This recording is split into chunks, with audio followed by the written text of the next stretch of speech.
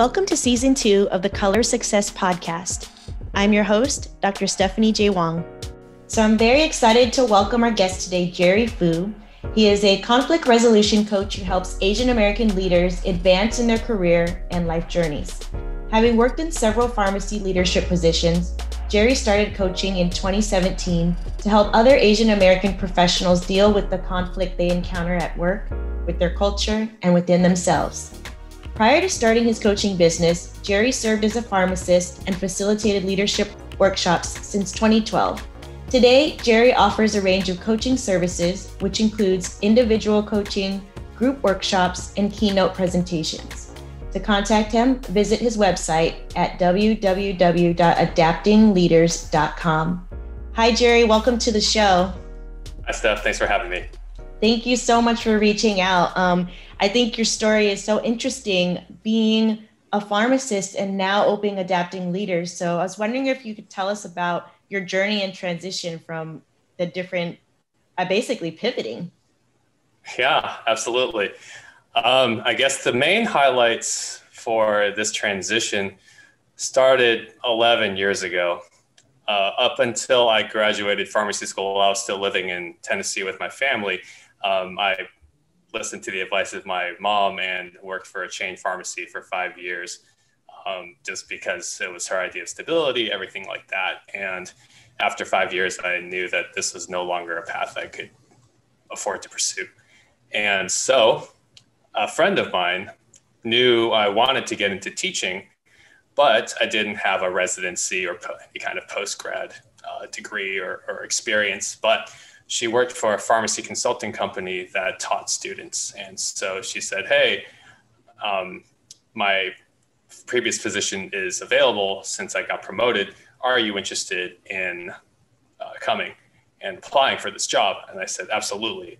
And so I got the interview. Next thing I know, I'm moving down to Texas to take on this consulting job. And I thought everything would be set. And then 11 months later, I got fired. And so tell me more about this, because I know you sent me some pre-information and, not a lot of people would admit that. So I'm glad that you are. So tell me more about, how does one get fired in this position? Yeah. Let me tell you the roadmap to get there. Okay. No, it's basically, the simple answer is that I like the idea of being an instructor more than actually doing the work of becoming an instructor. There's this term that I kind of came up with while preparing for this interview, where I thought of the idea of a successful victim, where up until a certain point, people can be successful academically, things like that, but they can still be unhappy or frustrated or entitled about some of the obstacles that they had to face getting there. And so even though I had done enough work to get the degree, get a nice paying job, I was at a point where mentally I just wasn't happy with where I was, even though I had, it was nice to make six figures, things like that. What were some of the signs that you were not happy or you were burning out? Oh, that's a great question. The first was just this idea of heading toward a job I wasn't excited about, based on the advice that my mom was trying to give me. And it didn't help that she was also at this point lining up a girl that she thought I was set to marry. Like she just says, this girl checks all the boxes. I don't see why you have to look anywhere else. Here's the job. Here's the girl. Why are you not happier? Right. And so, I just felt like my choices were taken away from me. A lot of it was just in this fixed mindset of, I think my best days or my best opportunities to shape my own path have passed me. I've committed to this job. I'm, stuck in this relationship-ish, even though we never officially dated. And I just felt defeated. I just felt like, I guess my life is over. And so why even bother at this point? I guess I'm just going to hope that one day a better solution would come along and present itself, and somehow that somebody else would fix it for me. So that was my mentality at the time. And so the irony is that even when I got this new job and this new opportunity, I was still had this narrative in my head that I just wasn't happy with where I was yet. And that yet would just keep, on one hand, it was nice to have that optimism and hope, but it still was just this idea that someone else would come along and fix the solution for me or find a solution for me. So how did you break it to your mom that you were no longer going to follow this set path? Because of course, like, it sounds like she wanted to do right by you, as hopefully all, supportive mothers want to do in their own way. How did you break it to her? And also, I don't know if this woman was expecting you not to accept her. So yeah. So on a humorous note, the girl figured out after enough time that I wasn't really going to take any steps forward. I was in this, and that comes back to the conflict aversion, where I just was like, I don't know how to break up with her, because, then my mom would get angry at me, her mom would get mad at me. And I just was like, I don't want to deal with that. But, after enough erosion, right, she just thankfully moved on. Thankfully, she's, found a guy that, that appreciates her, and they have, a family and things like that. So thankfully she was able to move on. When I first got the offer to move out of the house and take on this job, and I just remember thinking to myself, nope, I'm doing this. And she just was like, wait, so you're leaving? It's like, yeah. And she's like, and then she kind of got frustrated and emotional. And it's like, well, that was probably, in thinking this out loud with you, that was the first time I realized I had a choice, right? I didn't have to stay at this job I was unhappy at. If I was really that unhappy, hey, I can apply. Not only do I need to apply, but I need to be sure I don't set myself up to fail, so that, this offer comes along and then somehow I'm like secretly scared of it. And so then I, get sloppy or do something subconsciously to, make the opportunity go away. So you kind of sprung it on your mom. Yeah. How did she react? Well, she wasn't happy about it, because, she had her financial and, career plan and, family plan for me. And, ultimately at that point, she, I guess, realized that she could either fight it or she could support it. And so, she was kind enough to help me pack up, and, my dad helped drive me down to my new location, my new job, and get me set up there, and just trust that somehow this would be better for me than what she had previously wanted for me. Were you born and raised in Tennessee? In Wisconsin originally, actually. Wisconsin, my parents okay. came over from Taiwan for grad school. The one school that was able to offer them both scholarships ended up being in Milwaukee, so that's where they settled, and that's where I was born. My dad's job took him down to Tennessee. He had a host of employment challenges. And so that's where I finished high school, got my first taste of Texas when I was an undergrad at Rice. And then, came back to Houston, and then, started the second leg of my Houston career, which was quite the roller coaster. So tell me a little bit about your cultural identity, because again, I was born and raised in the Bay Area. So were you cognizant of being an Asian American male? How did that kind of come about? It came about by default, really, because both cities that I lived in don't have a large Asian population, right? I can remember even hearing, Wang Chong, Jing Chong Chang. Like, I remember hearing that just growing up. And in Tennessee, especially, it just felt extremely magnified, where you're an outsider, whether you like it or not, because you're too American for your relatives, back home. But obviously you don't fit in. You don't look like anybody else where you're growing up either. So, it was, for a kid who struggled with insecurity, it really felt hard trying to feel like I actually felt I belonged anywhere, really. So, I appreciate you being so vulnerable, because these are the stories that people resonate with. And I'm going to gently push you a little bit harder, because I have this, as Michelle said in a previous interview, the spill your guts section. She talked about her divorce. You've already given a lot, but is there any challenge that you feel was particularly difficult for you, and how you coped with it? Yeah. It's been interesting seeing how the growth mindset that I know is so helpful for me, there are certain areas of my life I still wouldn't allow that mindset to take place. And so the one I'm going to lay on, kind of to hit back at some of the challenges I had earlier with my mom, actually kind of comes full circle, is dating. With the fixed mindset, much like anything else I had in life, like learning to play piano or guitar or salsa dancing or anything else like that, you try a couple times and then they're like, well, if you haven't been good at it by like the third or fourth time, if you haven't gotten the hang of it by then just don't bother. Like, you'll just never be good at it. And that was how dating was for me. It was just after enough failed attempts, you just felt like, I guess I'm never going to be good at this. And so, bless my mom's heart, no matter how many girls she tried to set me up with, I set him up to fail because I just wouldn't let him get close enough, because I didn't want them to know that, I think I'm not attractive enough or something like that. And so even in Houston, same thing, just more of the same. You think that a location will help you get a better mindset. You think a new job, or maybe I'll learn this skill. Maybe I'll feel attractive finally. And it wasn't until recently, where in the middle of COVID, right, you just felt like, okay, let me get serious about this. And so I'm coaching with all my other coaching friends, and, this issue kept coming up. And so, and they started to ask like the bigger questions. Why are you telling yourself you're unattractive? Like, why? What makes you say this? Why are you telling yourself this? And, you hold up that powerful mirror, and then you say, well, what's the cost of hanging on to these beliefs, right?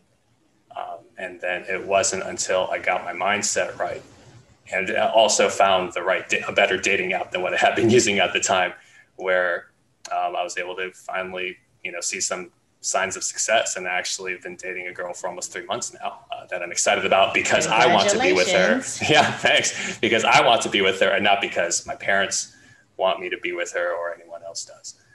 And so, yeah, really happy to celebrate that. So tell me, because there's a lot of messages in the media that Asian males are not attractive, are not masculine. Being in the Bay Area, that has never been in my realm of thinking. But as I've grown up and become more aware, right, there's stereotypes. People are typecasted. They have the whole joke about small dicks, blah, blah, blah. So, as your friends were holding up this mirror of the why, what did you come up with? Yeah. Part of the growth was recognizing that the most important opinion of myself came from me and not other people.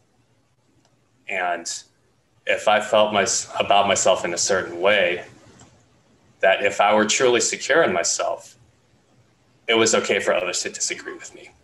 Other people's opinions of me were simply that. I didn't have to agree with them. And that's really the turning point. I read a book called The Charisma Myth, which talked about this. And it's wonderful to have these mental exercises, which, you learn that the first big challenge is what you're telling yourself, right? We're taught to be hard on ourselves. That's how we show modesty. And yet being hard on ourselves doesn't do anything for us. We're just insulting ourselves in a way that we would never let anyone else insult us, right? So when we're able to be a little kinder to ourselves and show ourselves more grace and say, hey, you know what? Am I perfect? No, but I got some pretty good things going for me. And it's okay if people can't appreciate it. Don't get me wrong. There's plenty of days I still get annoyed when a girl won't dance with me when I'm out dancing. But if I'm okay with myself, it's okay. That's the only way other people will be okay with me, is if I start being okay with myself first. Yeah, and putting yourself out there is huge, right? Because like you said, if you're staying home, you're not going to take any shots. And now they have all these shoot your shot things in Clubhouse. I'm like, what is going on right now? But, people have found creative ways to date during COVID, right? Mm-hmm. So how does this all play into your business? Because, you got fired, you are having insecurities about your looks and dating. How did you then transition and say, oh, I want to be a coach to coach other people through these things? I mean, usually it is a personal thing that inspires, but how did you get there? Yeah, it's funny trying to make that connection because in my head it makes sense because I'm the one who lived it, and then everyone says, "No, I don't see how you got from A to B. Like, build that bridge for me." And so, yeah, um, getting fired was hard. Absolutely, it was painful, and I said, "What do I do with myself now?" Right? Rent don't stop just because you had a bad day, and so that's like I'm glad you brought this back full circle because it really is a growth journey. First, I landed in a job where 4 of my paychecks bounced and I was filling for crooked doctors. That lasted 9 months because I had a misguided view of grace. And I said, well, even if my boss isn't faithful to the contract, I'll honor my part. And everyone's like, Jerry, if he's not paying you, leave because you can't pay your bills just on his apologies, right? So it's like, okay. So thankfully, my friends got me out of that job and got me onto another company. That said, hey, we like you, but we can't pay you more than 8 hours a week. And I said, okay. So do I have to choose between rent and groceries this month? I don't know. They said, though, if you want to go work for us out in Austin, you can get more hours there. And I said, okay, I guess I'm going to Austin. So by now I'd gotten settled into Houston. I felt like Houston was home. And so even though there are a lot worse places I could end up in, aside from Austin, it still just wasn't home for me. And so this is 2012 now. And so this is when an opportunity came up to facilitate a leadership workshop through a pharmacy leadership nonprofit that some of my friends ran. I had been previously doing workshops for different fraternity topics, but none specific to leadership. And they said, hey, you've been facilitating, we have a spot open, can you step in? And I said, absolutely. And so the interesting thing is that teaching leadership kind of flipped a switch in me. And so much going back to that fixed mindset, a lot of it much just like, oh, I could never be a good boyfriend. I could never be a good husband. Same thing with being a leader. Leadership is hard. I don't know how I'd ever be able to do that. And then seeing leadership modeled for me, especially from the pharmacist that I respected as a leader. And that was when they said, well, what if you could be a good leader, Jerry? How could you give yourself permission to have that possibility? And what would it take to get there? And so that was a big turning point. And so later that fall, what was interesting was my company then employing me at the time was telling me, hey, you can stay in Austin part-time, or you can go back to Houston for a full-time management position. And so the interesting thing is that even though Austin wasn't home, the work job, the job itself was great. I had a work team that was great, good flexible schedule. But I knew at that point I couldn't stay comfortable and I wanted to come home. And so I took up the full-time position in Houston. I packed all my things, came back home, and then was just another year of try, struggle, fail. I got in trouble actually with management because I wasn't firing or disciplining my technicians appropriately, or they felt like they were underperforming because I just had this misguided, well-meaning but misguided view of grace. Just said, well, hey, they make mistakes and things like that. And they said, no, Jerry, at this point, you're just enabling them. And we need you to be, running a tighter ship with this.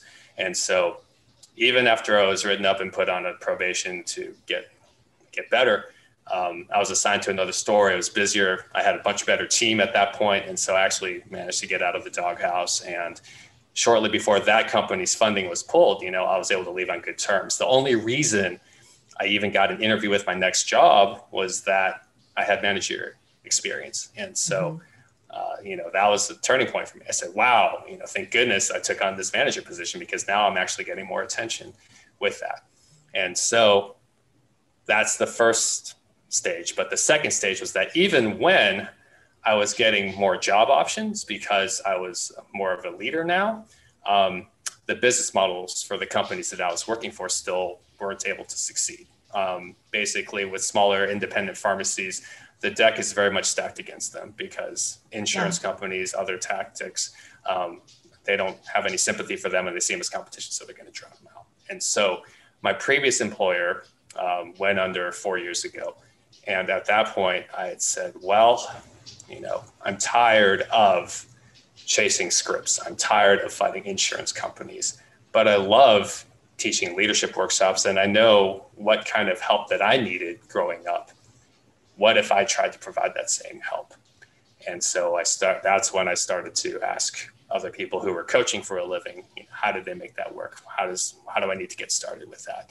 And coming back to this fear of rejection, I was like, oh, I don't want to start my business yet. How much money does this involve? I don't want to plant my stake in the ground yet. And then COVID hit, and, between COVID and turning 40 and, friends telling me, hey, how much longer are you going to wait before you actually get serious about this? So thankfully in October, I said, okay, I'm going to file my LLC, open up the business bank account, get the website up, and here we go. And what I like about it too, what you're talking about is you're teaching these leadership workshops. And then it was more of you being able and being consistent with practicing what you're preaching, right? And I think Absolutely. that in itself is, part of the process. Now, in terms of the leadership company and coaching and things like that, how have you helped others kind of go through this process that you've been through and still continue to work on yourself? Yeah, I haven't had as much business, so that gives me more time to work on myself for the time being.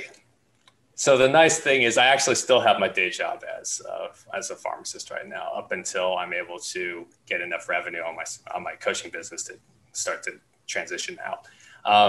So interestingly enough, my day job is my lab where I have to practice and live these things out. Or at least that's the biggest opportunity I have. And it doesn't change, off the clock either. One of the stories that I've shared recently is the fact that I had to evict a roommate a couple of years ago because he defaulted on his lease. And to answer your question from earlier in the beginning, one of the turning points for me with that, along with having to fire people now at work that happened a couple of years ago, you start to realize the cost of not doing anything. You start to realize the cost of tolerating bad behavior, and the fact that you just loathe yourself because you're like, why do I not have more courage? Why do I not, what will it take for me to actually push through and actually do something constructive about this so I can actually exhale, knowing that I took care of what I need to take care of. And so, it's the only way people would take me seriously as a coach is if I lived it out myself. I believe in the value of integrity. It is one of the biggest priorities on my list when it comes to living my life out. And even if I continue to make mistakes and I cause the conflict that I say I need to resolve, I need to be good about handling that well. Absolutely. Well, that's where the biggest growth comes from, though. I think people do make mistakes. We're human. And the other part is there is conflict, but can you come back from that conflict and work on it and make it constructive? Absolutely. And so, one of your specialties is working with Asian American leaders. And I'm wondering, I don't want to overgeneralize, but what are some of the cultural factors that you see come out, are in play as people are trying to assert themselves and be leaders in maybe these corporate situations where being outspoken, being opinionated is rewarded? The and part is we also have a stimulus value of being Asian American. Like you can't change your face, and so it's not a hidden characteristic. Yeah. Part of it is learning what you can change and accepting what you can't. A thought that came to mind was John Maxwell saying, "Hey, I can't change my face, but I can change my attitude." Part of it is, I think, recognizing it's okay to have a stance on something and to take that stance and to be okay with disagreement. When I talk about conflict, I've realized, and this is part of my own journey, is recognizing that conflict is not something to avoid. It's not a bad thing. And you still have to engage it in a way that's healthy, to allow for disagreements, that people can still respect each other, even if they disagree on something or if they have different preferences on something, and to be able to work past and through it so that to say, hey, look, do we agree on this? No. Well, do we still agree on the bigger goal? Yes. Okay. How do we have this conversation? And to have the courage to bring it out and put it in the open and say, hey, look, boss, can you help me with this? And you can still be deferential and respectful. It's just finding that mix of, hey, when do I speak? When do I hold back? And, what is your reasons for holding back? Is it because you want to be sure that you're doing more listening than talking? Great. If you're doing it because you're afraid in any way, okay, maybe that's something to explore a little more deeply.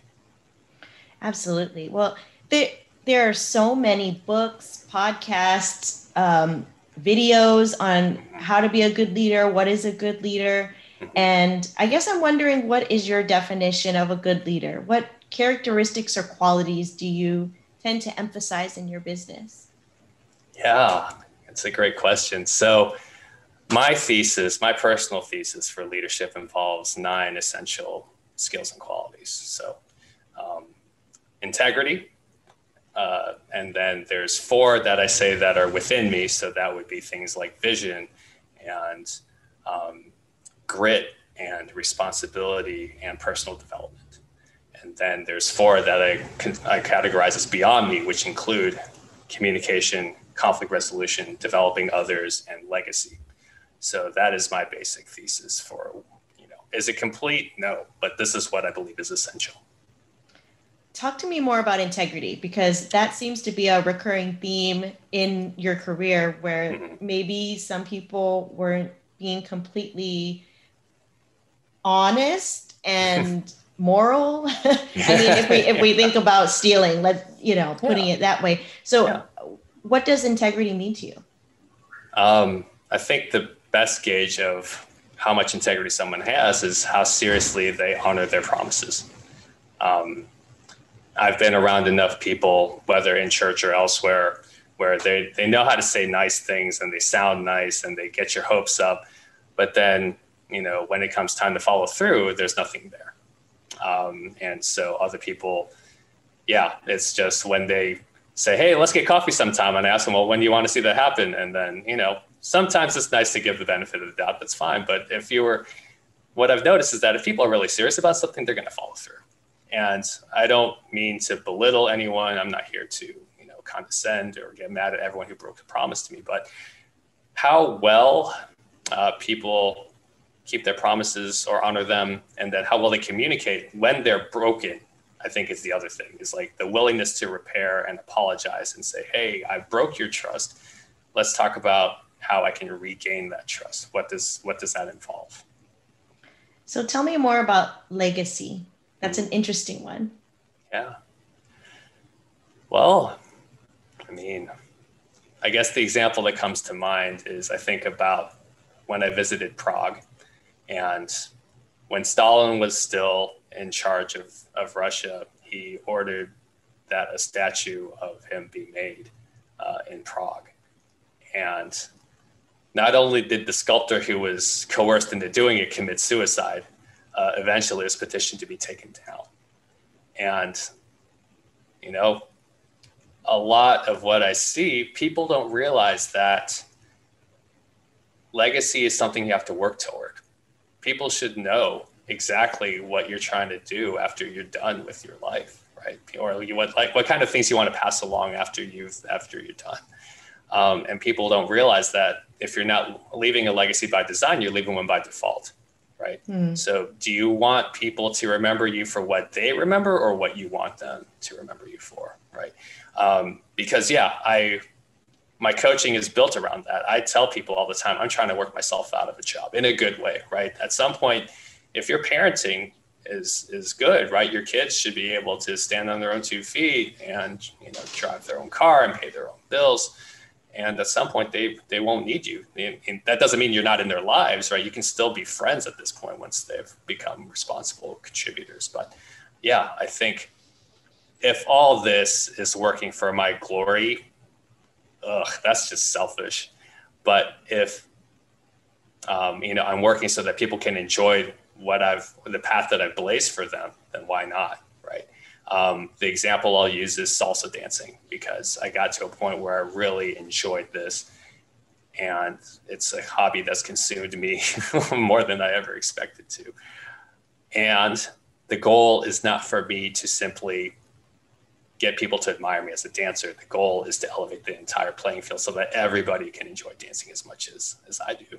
And it's such a unique hobby and passion, right? And to let people know that anyone can do it, right? Absolutely, yeah.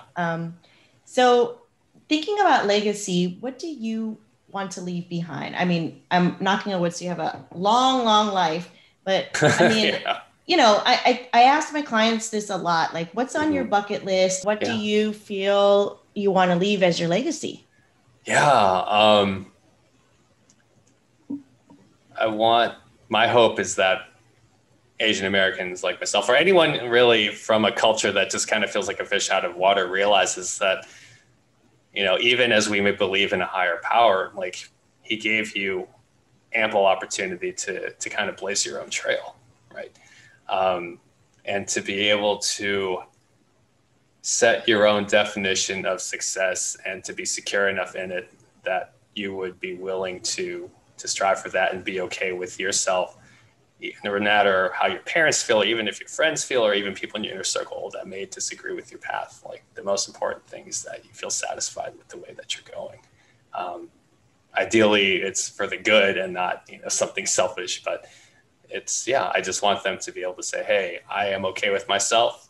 I am excited to chart a path for myself and to really, I don't want to sound contrived or cliche, but I really just want people to kind of leave their unique mark on the world in a way where other people can benefit. And it's a level of not just personal success, but a significance, to use language that other people have used. How have you combined your salsa dancing and your coaching? Because there must be parallels. Yeah.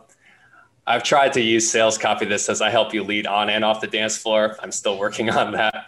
But I've involved that in blog posts and even just with coaching clients, just to say, hey, look, this is what's involved in leading well, on the dance floor. You need communication, you need variety, you need to be able to, look good even when you mess up, and keep a good attitude, and, continue to improve yourself as a dancer in all your skill set. And then, how does that translate to leading, people, whether you're at your job or, people in your circle, and volunteer situations? How can you bring that same fire and passion of, to wherever you go? And so there's a level of consistency that comes back to integrity. Say, hey, no matter what, I think about, you said, what makes a good leader, right? Someone who's fun to learn from, someone who's fun to be around, someone with a good attitude, someone who's creative and persistent and always moving forward. That's where I see the overlap. And that's a good thing to remind myself next time I start to get in bad habits, when I'm leading people and I'm frustrated. And it's like, okay, no. Don't push, like, lead, draw them, guide them. And I think what you're speaking to is doing something uncomfortable for people, trying something new, being willing to make mistakes and still learn from them. And that is great role modeling for them to say, I tried salsa dancing, I'm continuing to work at it, right? Like, what is your thing that you would like to do, but you're afraid to do it? And that takes a lot of guts and, like you said, grit. So walk me through kind of how you work with clients, maybe in the first session or the first few sessions, to help build trust, because that's another thing about leadership, right? Is that, and especially in this zeitgeist, how do we begin to trust people to guide us? And so how do you build that with your clients? The first is to, I think, just really listen, and ask meaningful questions to show that, hey, I care about you. All right, what is empathy? I see you, I know you, and I respect you. People, and I listen to you, and I'm present, right? I'm not distracted on my phone. I'm fully present. I'm not checking email while we're having these conversations. I am fully invested in you, and I'm going to pay attention. The second is to show up on time, right? Time is a valuable resource, and stereotypes aside, being punctual is a sign of respect, and being dependable, right? And being able to also renegotiate if something comes up, being able to be proactive in your communication, saying, hey, look, family emergency came up, can we reschedule, right? Showing that, hey, I think the combination I heard from mentoring, it works here, where he says, hey, you have to be willing, you have to be available, and you have to be competent, right? I think those are three things, because if you're missing any one of those three, you won't gain enough trust to make a relationship work, because you have to be good at what you do. Otherwise, people wouldn't bother studying from you, right, or learning from you. And then if you don't make yourself available, nothing can happen. And even if you're available, if you're not willing to help them, right, if they don't know you care, it doesn't matter. So is that a goal for you to transition full-time from pharmacy into your business? And how have you been kind of living the dream in terms of transitioning? Sometimes the dream feels like a nightmare, but it's a good thing to deal with. So yeah, my goal is to eventually transition out of day-to-day pharmacy work. If I am involved in healthcare, it will be involved as a consultant or a coach, but not as a day-to-day pharmacist. Part of it is really just being disciplined with the time that I do have available. That's really the first thing, because I've been challenged by other people to say, hey, how do you expect to really work on your business when your window is only so big? But really, if I see it as a blessing, I'm thankful that I can still pay my big bills, with my day job. It's just a matter of really reminding myself not to get consumed by distractions and to really be mindful of how I'm using whatever energy and time is left available after a day job is taken care of. And that's been tough. There's a lot of times, even this past week, I realized I was spending way too much time running errands that weren't overly urgent. And I realized, hey, this is time I could be working on my business.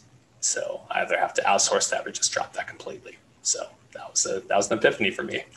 Absolutely. So, obviously I'm a psychologist, and so I have to ask, how are you taking care of your mental health during COVID, during a new relationship, and working on the business? Like you mentioned, everyone knows there's limited time in the day. So yeah. How do you make sure that you are keeping mentally healthy?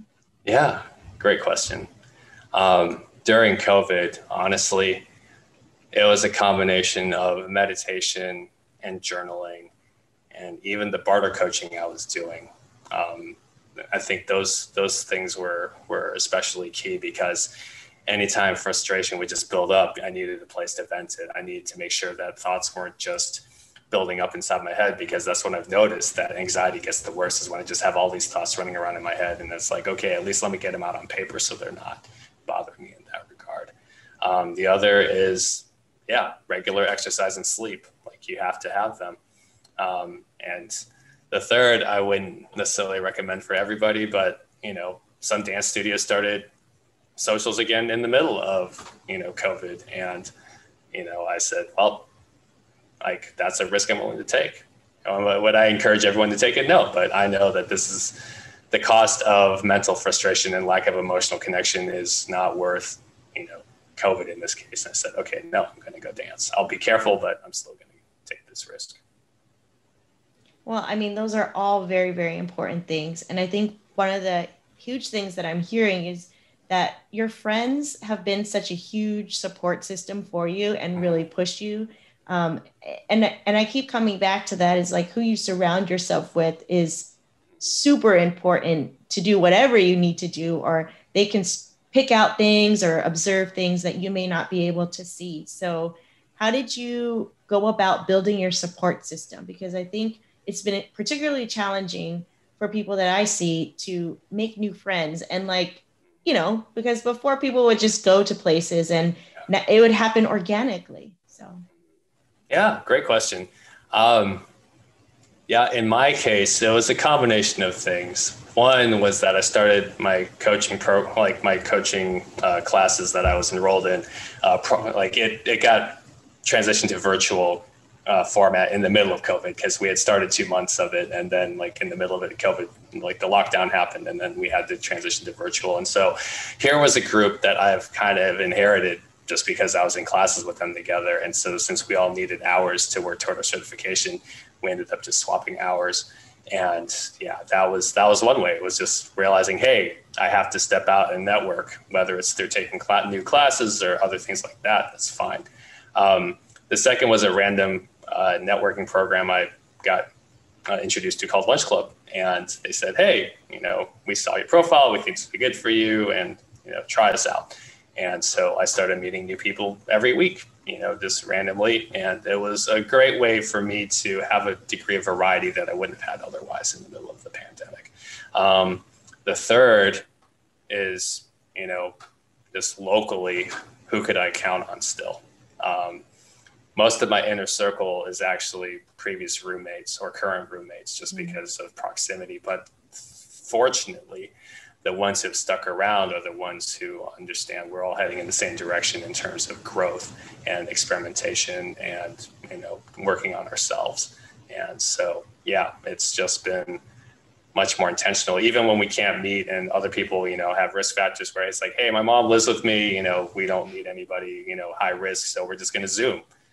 And you realize quickly during the pandemic that it's up to me to create my own chances now instead of waiting for opportunities to happen. Yeah. Do we allow for, spontaneous stuff? Sure. But it's not going to happen during a pandemic. Absolutely. And even before the pandemic, I mean, you have to put effort into friendships and make plans. And I think before the silver lining with COVID is that people realize that we need people and that in person, not just through a screen. And it's being valued a lot more because people have been craving it. Absolutely. Yeah. I mean, here in Houston, people are already resuming pre-COVID levels of activity. And, I, as thrilled as I am that numbers are going down, I think, we just need to be careful not to jump the gun in this case, right? It's just like, hey, let's be sure. But you're absolutely right. There's a level of connection and community that can only come from, being in person and, hugging people and, just smiling and hearing people's voices. I remember when our church met for the first time in person again, since the pandemic started, and we were just so happy to be able to have a conversation that didn't involve accidentally putting someone on mute or, like connection problems. Other people might disagree and they're like, I liked it when I was just able to mute somebody, and not have to hear them talk, but that's a whole nother conversation. So tell us more about where we can find more information about your coaching business and also how people can connect with you. Yeah. Easiest way is just go to the website, www.adaptingleaders.com/join. That's specific to the newsletter. I am working on a free PDF at some point to help with conflict resolution, or I might be like top 10 secrets to making sure you have a great relationship with your boss. There's a couple other ideas in the hopper that I'm excited to put out and publish for you guys. I am on LinkedIn. Just look for the conflict resolution coach for Asian American leaders. Happy to connect on LinkedIn. Happy to go through the website and to set up a call. I'd love to hear more about your story and other people's stories. As we navigate a life where we can get along with each other and openly disagree about things, but still have respect for each other and really move everybody forward. That's fantastic. Jerry, thank you so much for sharing your story and how you transitioned and pivoted. And congratulations on all these new changes, because they just seem so positive and that you're headed in a direction of personal growth. Yeah, no, thank you for having me. Thank you for the opportunity to support your platform. And excited that, you started this in the middle of the pandemic and that you even got nominated. So please keep doing what you're doing. We need more people doing that. Thank you. All right. Thank you so much for listening to the Color Success Podcast. Listen, like, subscribe on all major streaming platforms, YouTube, IG, and if you want exclusive content, you can join our Patreon. All links can be found at colorofsuccesspodcast.com.